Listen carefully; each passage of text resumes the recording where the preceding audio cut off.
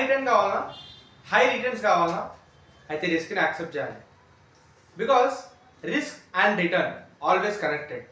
చాలామంది low risk low returns, ఎగ్జాంపుల్కి FD and savings, medium risk medium return, ఎగ్జాంపుల్కి mutual fund, high risk high return potential, ఎగ్జాంపుల్కి stocks and businesses.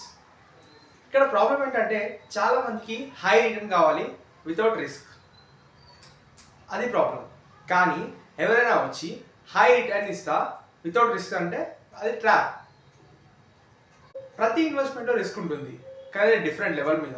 ఎప్పుడైతే ఒక smart investor ఎలా ఆలోచిస్తాడంటే ప్రతి ఇన్వెస్ట్మెంట్లో రిస్క్ ఉంటుంది కాబట్టి రిస్క్ని చూసి రిస్క్ని అర్థం చేసుకొని టైం, గోల్, రిస్క్ కెపాసిటీ బట్టి అమౌంట్ని బట్టి ఇన్వెస్ట్ చేస్తాడు. సో ఇప్పటి నుంచి ఎవరైనా వచ్చి ప్రామిస్ చేస్తే నమ్మకండి. అండ్ ప్రతి ఇన్వెస్ట్మెంట్లో కూడా రిస్క్ ఉంటుంది. అండ్ రిస్క్ని చూడడం చాలా కష్టం, రిటర్న్ని చూడడం చాలా ఈజీ. అండ్ మీరు అర్థం చేసుకొని ఇన్వెస్ట్ చేయండి. అండ్ ఈ రీల్ని ఎవరైతే రిస్క్ వద్దనుకుంటాడో వాళ్ళకి షేర్ చేయండి. Understand before invest, yes, transfer.